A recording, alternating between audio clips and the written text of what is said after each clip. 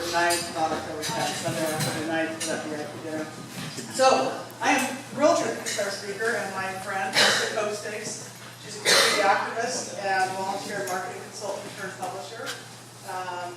She was asked 15 years ago to take over the Forestville Chamber of Commerce newsletter, and since she already knew everyone in town and is such a chatty Kathy, she said yes, and has been continuing to say yes to community and publishing a regular newsletter in our community.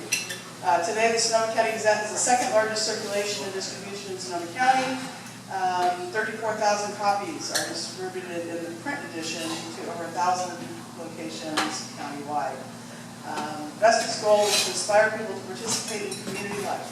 Today, she'd like to talk about what's right in the world. Please welcome Vesta Copestakes.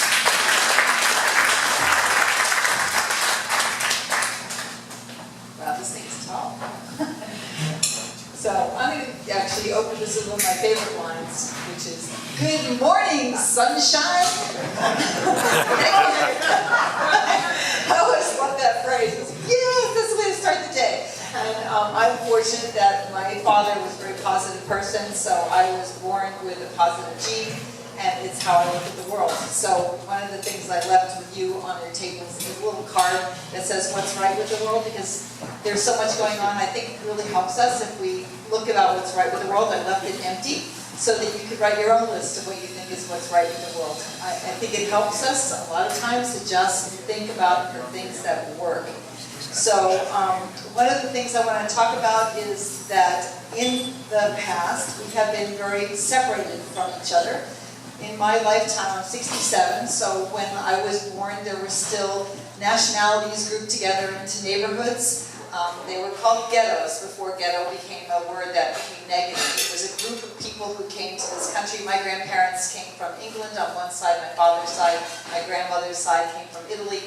They lived in little neighborhoods where everybody spoke the same language, and that was a separation. And they had to marry within their same language, within their same culture. It was really important, and people were considered with disdain if they did not marry within their own culture. Now, my grandparents were my Italian ones were some of the first ones who married across the line, and the line was still Italian, but my grandmother was from the north and my grandfather was from the south, and that was verboten.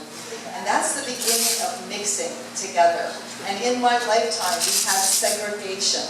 There was no such thing as whites and blacks mixing together in society. When I was a little kid, we went to Florida to visit my Italian grandparents. We would go to amusement parks and restaurants, and there would be bathrooms that were named colored. And there would be sections of the restaurant, if they served people who were black, that were named colored. And it was shocking to me, because I came from the north and I'd go to the south, and there was a separation, and I was blown away by it. It didn't make any sense. And so in my lifetime, I've seen tremendous progress on people joining together they fall in love, they get married, they have kids. In 1966, I think it was, when interracial marriage was finally legalized, people were already falling in love with each other, but they weren't allowed to get married. And then they were allowed to get married, and then they were allowed to have children. So things started shifting within my lifetime from nationalities mixing, religions mixing, races mixing, and a lot of that has to do with just that we're in proximity with each other. Some of it is the adventurous people who came from the old country and came to this country and immediately started breaking the rules. And it was these rules were wonderful to break. And my theory on this one is that over time we will be so mixed that we won't be able to fight with each other anymore, because we'll all be related. There's a wonderful thing that happens when we become butts, when we're no longer specialized. We become actually genetically stronger.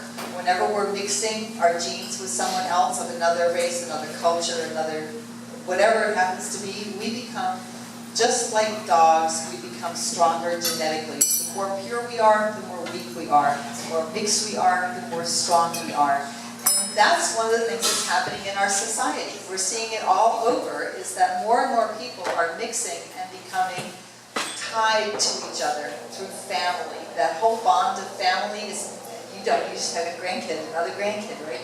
it's astonishing what happens when people fall in love with each other, and someone else, you bring somebody else into your family, and then you connect with them, and then you know them, and then you love them, and then you share life with them, and then you don't want to fight with them anymore because you love them. So I'm really hoping over time, it might take a long time, that we'll mix more and more.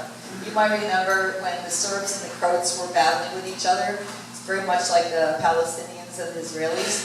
They had already done a lot of mixing in their societies, and when the leaders came along and said, but we've been fighting them for generations, we're going to continue to fight them. And people said, but excuse me, but I'm related now. I mean, that's my wife, that's my husband, that's my child. And so our generation that started mixing started a trend, and now we've got younger people mixing more and more and more. And it's one of the things that's truly beautiful about time and the falling in love. It's a thing, God, not too long ago, Fiddler on the Roof was over at the Emily High School, and I hope you saw that because it was an extraordinary play, really, really well done. I was blown away by that play. And one of the lines in there is, tradition is starting to fall apart, and they're in the war, and people are coming, and one of the father's daughters falls in love with a Catholic man, and she leaves, and he's like, but you were supposed to marry somebody that I choose, and we have tradition, and I choose who you marry, and I choose who you marry, and I choose how you have your life, and you follow the line that you've always followed. But war came in and actually created peace by people mixing together. At one point, the father looks up at God and he says, so maybe you're the matchmaker. Maybe I'm not the matchmaker. Maybe the matchmaker in our village is not the matchmaker. Maybe you're the matchmaker. And that's when we surrender to the higher power, and a lot of people get that there's something bigger than us going on. And there are times when we don't understand what's going on that's wrong and miserable, and if we can look at the bigger picture, we can look and say, you know, it's actually gotten better over time. One of my favorite things that has changed a lot over time is environmentalism. That picture of Jupiter, you might all remember when we first saw the picture of Earth. This is one of the reasons why I put Earth on here. I was a child and the space program was happening, high school, something like that, can't remember now. But the first time we saw an image of Earth, it had a profound effect. It literally, when people went, because they didn't know. They were thinking about the place where they lived, where their feet were hitting the ground. But when they saw from outer space, they went, oh my goodness, we're so small. Oh my goodness, we're so beautiful. Oh my goodness, we're so alone in such a big, vast place. And it had a visual impact on us that made people start thinking about the fragility of the earth. And so environmentalism was born. I remember when the Illinois River caught on fire. And rivers aren't supposed to catch on fire. And it was all the intense stuff that people were pouring into the river, and they were using rivers as waste treatment plants, in essence. The Hudson River had no life. Even little microbes could not survive in the Hudson River, which went past New York City, and the Potomac River. All these rivers where all industry went up against the river and used river for power, using the wheels to create power for their mills and all the rest of it. Where I come from in New England, fabric mills, New Jersey fabric mills, and then they would take all their waste products and dump them into the river.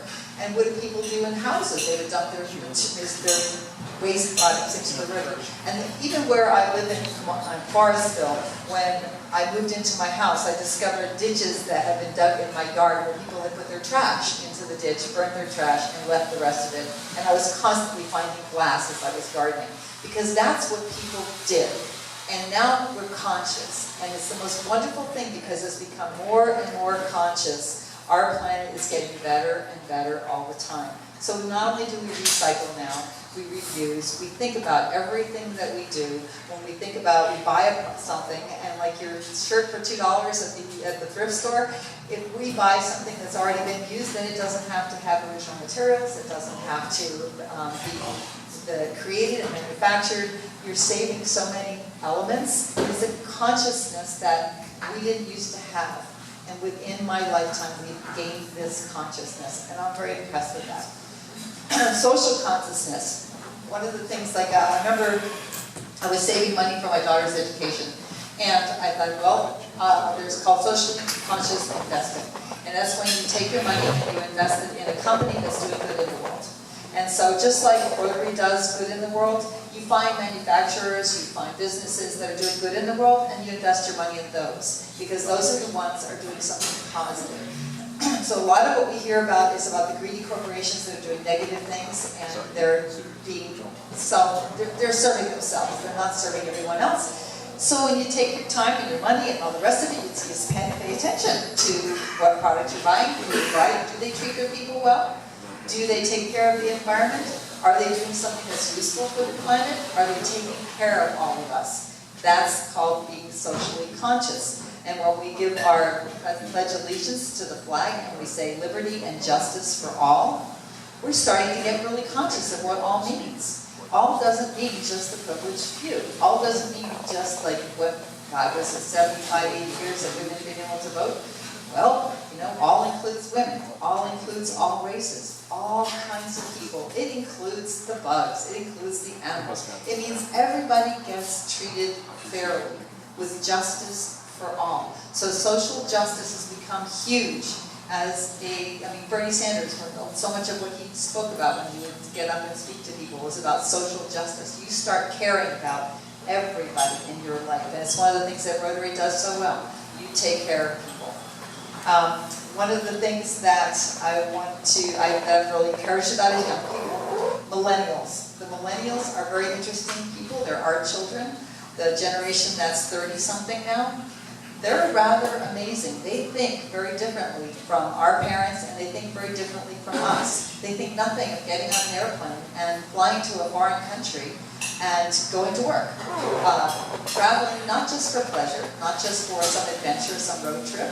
They'll just get on a plane and they'll go someplace, and they'll get an apartment, and they'll get a job, and they'll start a business, and they'll fall in love with somebody who's culturally different, language different, religion different.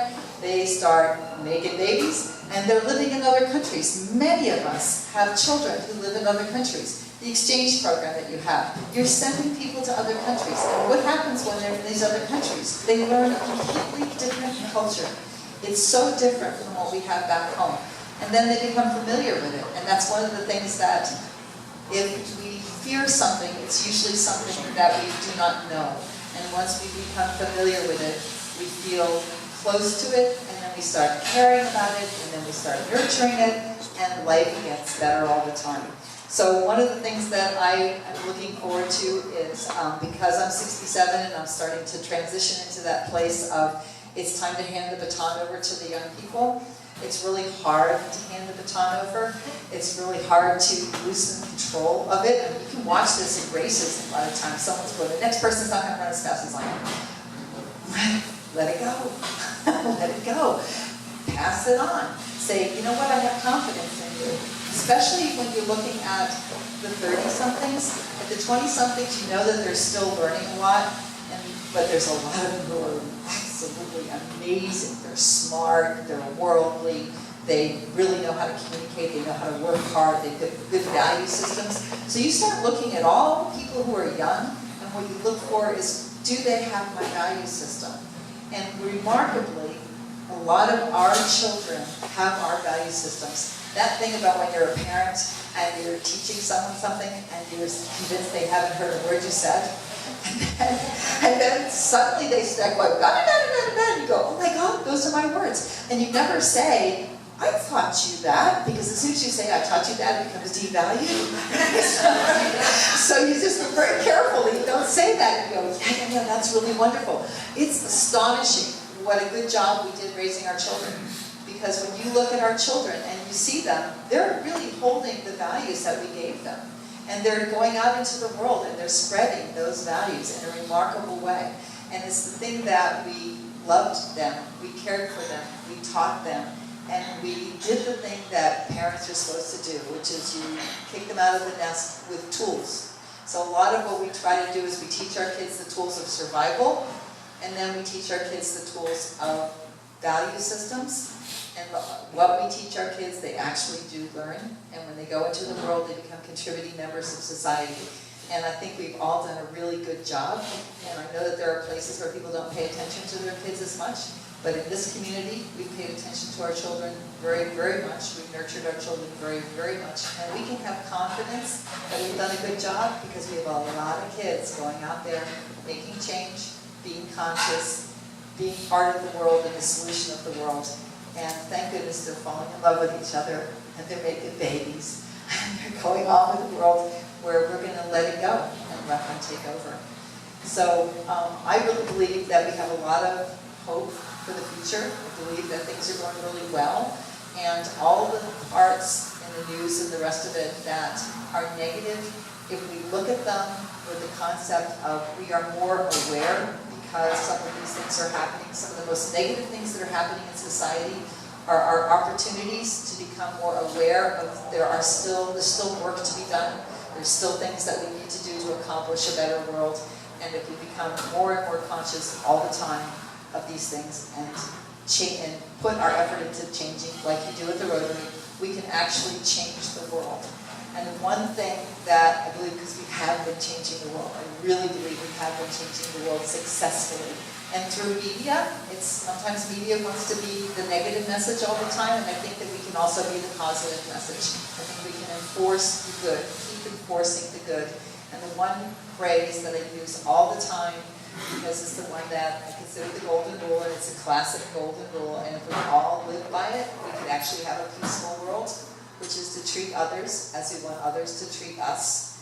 And we take it to every conscious thought we have, right down to how we treat our pets, our dogs, our people, our friends, our neighbors, everybody in this world. If we just treat others as we wish to be treated, our world will be a better place.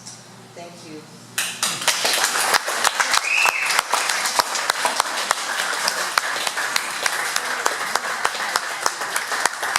Thank you, Beth, for that positive message. We finished a little early, but that's okay. Oh, wait, I forgot the big money. Wait a minute. Yeah, money. Let's do this. Got questions?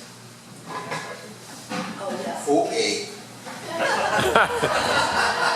I actually did want to do some interaction to see what you thought, but you were like smiling and nodding once, so go for it. here's your microphone. It's fantastic. I really appreciate that. One of my kids, I'll never say who, said, I'm trying to think of a nice way. It's like, if the baby boomers would get out of the way, then we could do what we need to do. Change the world. That was a nice way. But I encourage you to not hand off the baton, but keep going, keep mentoring, keep helping. Fantastic. But the question is, in Forestville, My town. yes, there's a discussion about a new development, or there has been. And I look at what's happening to Windsor, Brayton, Occidental, really wonderful developments by Ortizan. And can you tell me what's right with the Ortizan development in Forestville? I read a lot about what's Okay, you talking about the one in Grayton? No, Forestville. The one that did not happen? Correct. Oh, the one that did not happen. That's actually one of my favorite subjects. Thank you very much. Ortizan was basically Windsor in Forestville. And his intention was to build 57,000 square feet of commercial space and 30,000 square feet of commercial space, 57 homes, apartments, shops, etc., 47-foot towers in downtown Forestville. And interestingly enough, Forestville splits. And many times we get these issues that come along that literally split us 50-50 in half, and we become opposing forces, and we fight with each other. And because I was on the side of, that's never going to fit Forestville, my God, this is the most horrible thing you can possibly do for a town, what do you think you're doing? So, and then there were people who went, well, we can have that business, and how wonderful, and the taxes, and all the rest of it, and bring these places into town, and everybody had something valid to say about why they were for it and why they were against. But we fought ferociously in terms of just for and against that particular development, and fought long enough that he went bankrupt, and he failed in the whole concept. And so the land went up for sale, and it was in bankrupt and sitting stagnant for the longest time. And we said, maybe we could buy it? And so two people went off to Open Space District because they were having a seminar on how to raise money for buying land. And they were the spearheaders, Lucy Barnett Hardcastle and Max Broom, the leaders in the Forestville Planning Association. And the Forestville Planning Association was originally established so that we could be proactive. If something came to town, we're an unincorporated town and we could never have any say over what happened to our town. So the Forestville Planning Association came along and said, let's let people know what's going on. So that was one of the ones where they said, let's learn what we can do to raise money. So the town got together and almost 400 people donated money and time, in-kind donations, etc., to purchasing the land to do a matching fund with Open Space District. And it needed to be $800,000, which was a lot for a tiny town to raise. And we did a lot through things like in-kind donations like I did. And so we bought the land, but that was also one of our battles because 50% of the town said we wanted to be developed and 50% said we didn't. And so what we did was we ended up with a compromise. And this is one of those places where ethnic Korea was essential to us coming to peace. He literally brought us to the table over and over and over again until the warring factions came to a compromise. And the compromise we came to is we took the 8 acres and half of it was sold to the Bartlemy Group, which is the farmhouse inn. Bartlemy families have been in the Forestville for generations. They bought half of the land, the rest of us bought the other half of the land, and now it's the second privately owned public park in Forestville. So we have no publicly owned public parks, we only have privately owned ones that are totally supported by donations and volunteer effort. And now our downtown park is our park, our way, and we get to have complete control over it. We have a lovely farmers market on Tuesday evenings. So thanks for bringing that up. But it really is a perfect example of a town fighting with each other and then coming together to consensus to move forward.